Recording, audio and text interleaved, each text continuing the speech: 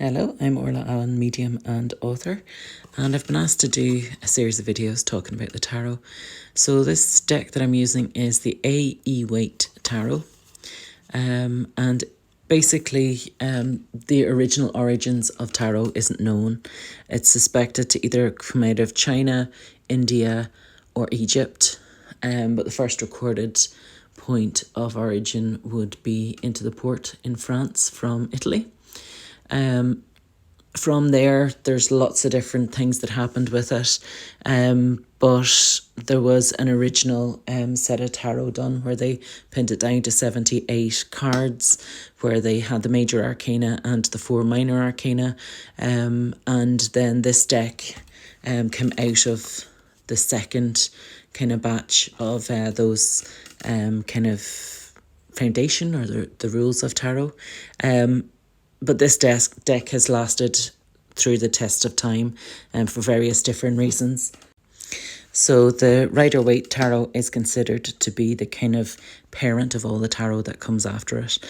So whatever deck that you use, it will be a version of this. So we're going to start off with the wands. Now wands represent what you do for work. Or how you spend your days. So say, for example, you're a housewife and your days are looking after kids and cleaning the house, maybe cooking for your partner, then that's what the one's talking about. If your working day or your days tend to be going to work and earning money, then that's what the ones are talking about. Now, before I go much further, I should probably say to you that there is variation between what each card represents. And basically, as a tarot reader, you need to find your own personal meaning in each card, which may differ from somebody else. But when you draw out those cards for the person that you're about to read for, then you are connecting with your own guides, your own spirit team to help you communicate the information that they need to hear.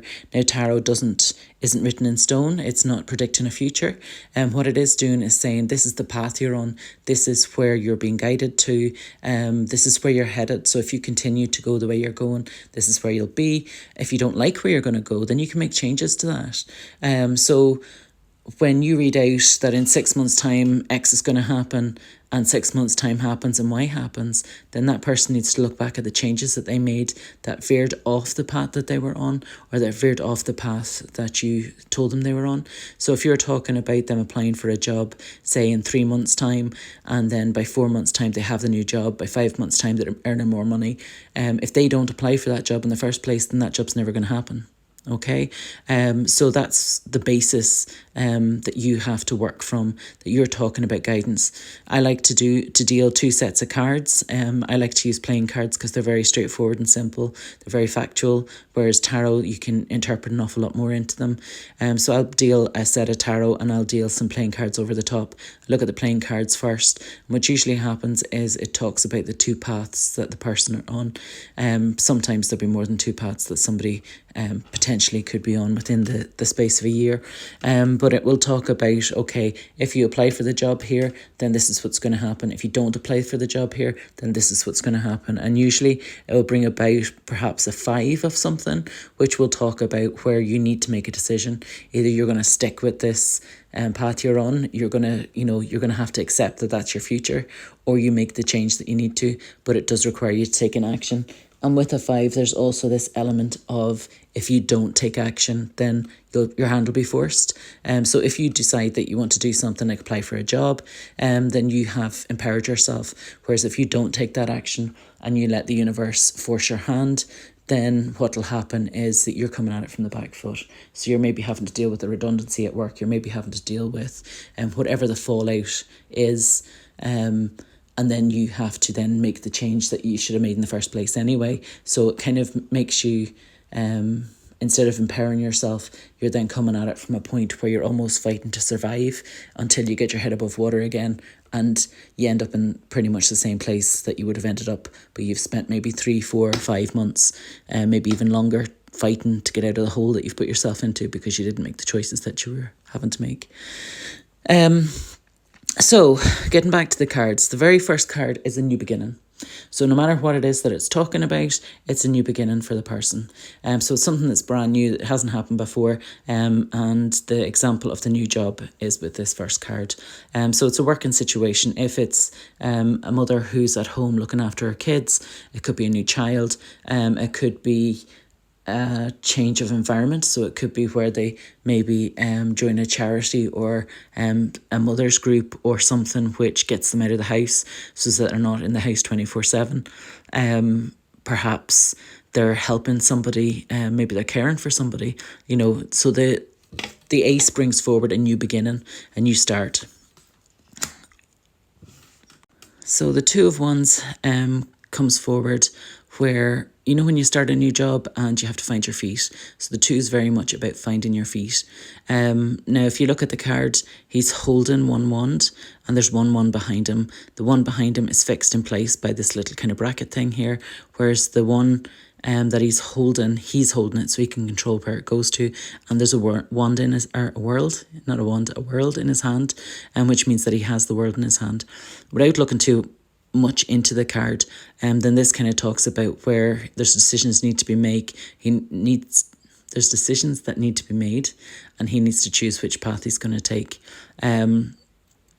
So there's that element of the kind of uncertainty with this one, and decisions that need to be made, which are never as straightforward as you think they're going to be. Again, with the Three of Wands, we're looking at where things are slightly moving forward from the two, but there's two wands behind him. He's only holding on to one wand still here. So it's this kind of, we've only got control of part of the situation. We haven't got full control of the whole thing here. With threes always remind me of a three-legged table. It's sitting perfectly fine in the corner, but if you lean on the side where there's no leg, then you're going to tipple over. So there's that kind of element or that energy with this card. With the Four, it's talking about more stability. It's talking about where things are more balanced. You'll see that there's two wands on either side of this kind of bunting thing, so there's a wee bit of celebration here. It's happier times.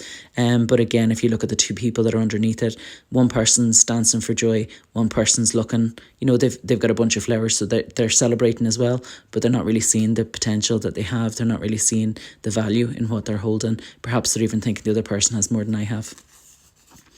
The Five of Wands, like I said before, is where you're at a crossroads and you need to make a decision. So always make the decision because it's going to empower you. Don't let that decision be made for you. There's a lot of kind of going on with this card. There's lots of different options. There's lots of different things, different choices. There's lots of things to consider. Perhaps it's the financial security of where you're currently at. Perhaps it's where you're going to go. Maybe you don't know what job you want to do next. Maybe you don't know what company you want to work for. Or perhaps the company that you want to change to, you don't know an awful lot about it and you're a bit concerned that it's not going to bring any security. Next, we have the Six of Wands. Now, sixes tend to talk about your foundation. So they tend to talk about your family, they talk about your home, they talk about kind of the security of your life, if you like, the whole purpose of going to work, and whatever it is, the reason, obviously beyond just paying the bills. So here we've got 6 wands. He's only holding one. If you look at the image on the horse's face, it's almost like he's kind of looking back at him and thinking, what are you at? There's the element of how he's holding the horse's, I don't know what you call that thing, but the bit that's coming from his mouth that he's holding on to, he's kind of pulling the horse's head back, which kind of talks about where we're not letting ourselves move forward, we're not letting ourselves progress. There's something which is holding us back, and we're uncertain. But I kind of feel like there's an energy with the way he's sitting on the horse where he is moving forward and kind of faking it. It's almost like I'm faking it till I make it.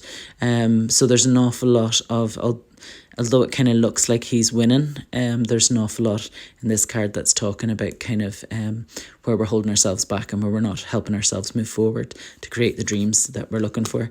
Then we have the 7 of Wands. Sevens tend to talk about where you're manifesting your future.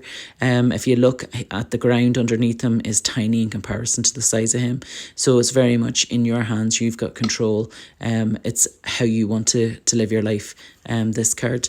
Next up, we have the Eight of Wands. Now, for me, the eights tend to talk about a fated situation. So it's something that's going to happen no matter what. Your free will doesn't come into it. But I feel like with all the leaves on these ones, that there's an awful lot of growth here. There's an awful lot of potential with this one. Then we have the Nine of Wands. Nines tend to talk about closing a door on something. You'll notice he has the bandage around his head. So something's obviously after hurting him. He's clinging on to that 1-1 still. He hasn't made the progress that he needed to make moving forward. And I'm going to leave that just there because I'm watching my time.